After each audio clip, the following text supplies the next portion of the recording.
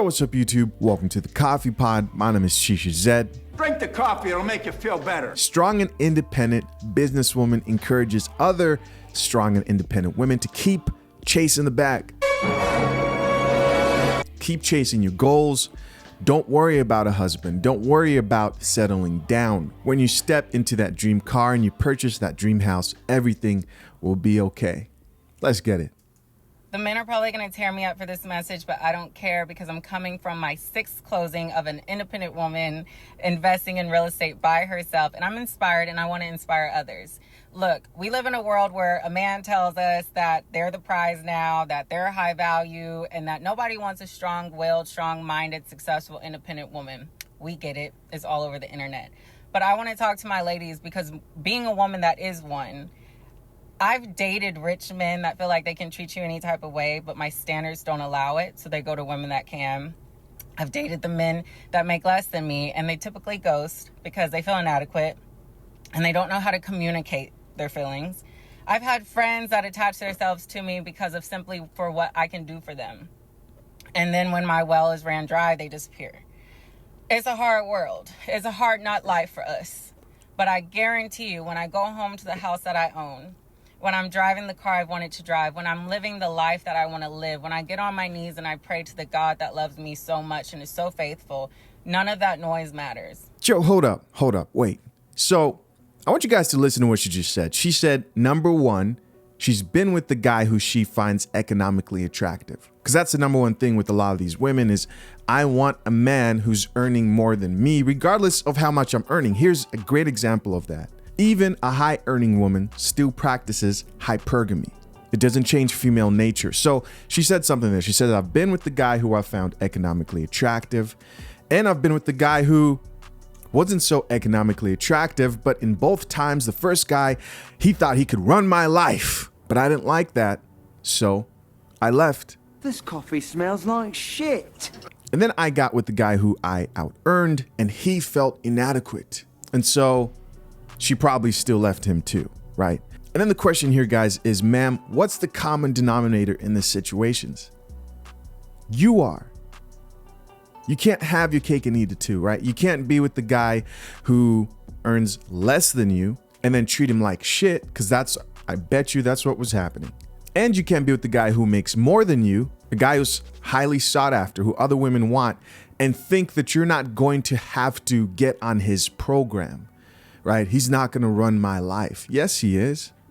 Yes, he is. That's why it didn't work out, because you're not somebody who can learn to cooperate with either one of these men. This is what happens with strong, successful, independent women. This exactly right here.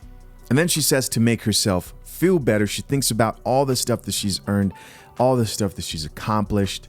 But ma'am, you're alone. And unfortunately, you don't realize this yet, but you have become a man. Let's keep watching.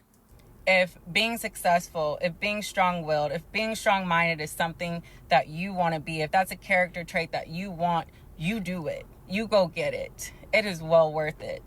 And it doesn't dictate the type of mother or wife you will be in the future. The right friends, the right lover, all of that will come along in due time. And you guys heard it for yourself. You see, what I never understand is, like, you never hear these women saying, I have my house, I have my money, I have my car. In most cases, you never hear them saying, that's all I need. Think about that. It's always, guys, there is hope. They all think they have hope. I can be strong-willed, but I can still get the man who needs a more feminine woman. I can be difficult and disagreeable, but I'm still going to find my husband. I'm still going to find that man who's going to be okay with that.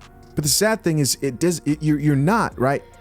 It's impossible for you to get the man that you want, because he's not going to get what he wants, which is a feminine, submissive woman.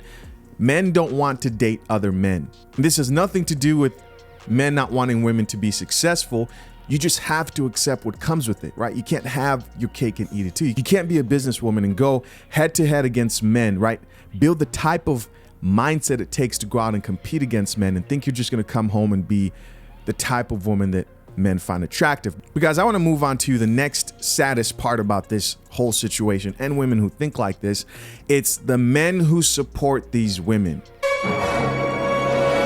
The panderers and simps. Let's see what the people have to say. We're going to read a few of these comments. Our first panda bear here, male commenter says, now this is a powerful woman right here.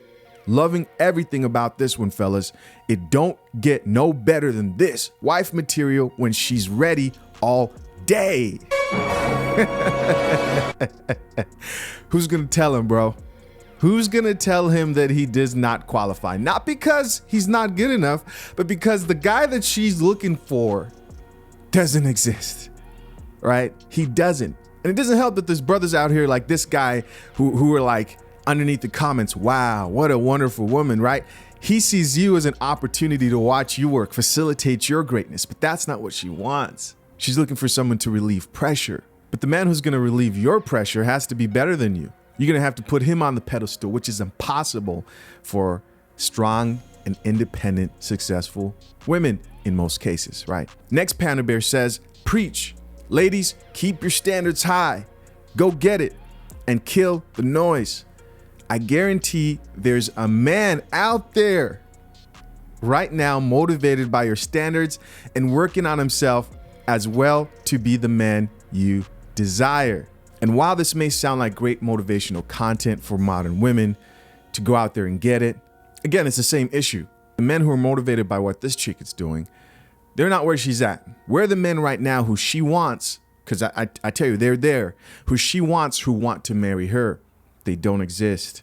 They don't exist for her because of her unrealistic expectations. Next comment comes from a female commenter who says, ugh, once again, speak on it. I'm leaving a group led by a narcissist man, and I'm not sure where I'll land, but I'm a boss, and I'm resilient. Keep doing great. 3 likes. All right, guys, this is our last comment. I gotta warn you, man, for you, our pure men, this one's just gonna irk your soul. It's just gonna hurt you. Our next Panda Bear here says, the issue you're speaking about is because men haven't evolved as fast as women have. We are accustomed to being needed, and that usually means financially.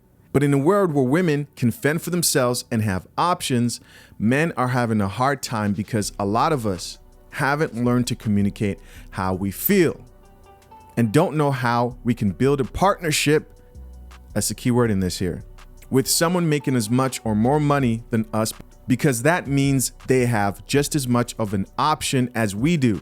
Guys, there's a lack of understanding of intersexual dynamics from this commenter. And here's why. He says, because women are earning more money, their options increase, right? What this commenter fails to understand is that women are hypergamous and date across and up hierarchies, horizontal and up, men who are as equal as them or higher. And we're talking about social economic hierarchies, with competence being on the lower end of that as far as importance. But men mate across, up, and down, right? So what does that mean for women? It means for women who are successful, like this woman right here. The more successful you get, the higher your requirements when it comes to the type of man you find economically attractive and everything else. Because if a man's economically attractive, then in most cases, that means that he's high in competence, right? So successful women don't increase their options. They actually lessen their options. So his comment goes on to say, for a lot of men, having to negotiate with their lady or even take her advice on things is a hard pill to swallow. You see, it's not about taking advice from these women and listening to women. It's that these women can't find a man to even just marry them, to take them seriously for a relationship. Pander goes on to say, until we get to that place as men, a lot of exceptional women like yourself will sadly remain single. Yeah, a lot of backwards thinking in this. One more clip that I want to end this video with. Let's get it. Yo, I look crazy because I'm going to the gym, but I just got the most ignorant, funny comment ever. This man said on my independent woman post that when we go to heaven, God is going to ask us, where is your husband? And all we're going to say is we had a dog and a dildo. And I'm sorry, that made me laugh. But I thought it said when we go to heaven, God is going to say, what did you do with my son, Jesus? Now, if we're down here, we're whole, we're praying, we're in church, we're doing God's work, we're in alignment with our purpose, And we get to heaven and God says, where's your husband? And I say, well, God, you know the male creatures that you put on this earth, they don't understand the assignment, you know? I think he'd be like, yeah, I feel you on that one. Come on, baby girl, come on. Praise God for women independence. Because, what? Imagine like an ignorant little girl that listens to guys like these that will go to any length to manipulate us. But that was funny. My history teacher said the reason that it's important to know your history is because when people talk to you, you can't be ignorant. You have to know your shit. Okay, so this last video, this lady's talking about how when she gets to heaven, if God asks her, well, what happened? Like, where's your man? Where's your family? She's gonna blame the men, right? She's gonna blame the men. It's gonna be your fault. God, the people, the men you put on there couldn't handle me. They did not want to deal with me. It's their fault. And guys, this goes back to women having such a difficult time accepting accountability for a lot of their actions. I thought you wanted to be single. I thought you rather cry in your BMW, right? Than work things out with the man and have a family and have kids. I thought that's what you wanted. Why blame anybody? Why not just accept your life for what it is? Listen, guys, as always, curious to know your thoughts on this topic. Leave your comments down below. I appreciate you guys for checking out another episode of The Coffee Pod. Till next time, I'm out. Peace.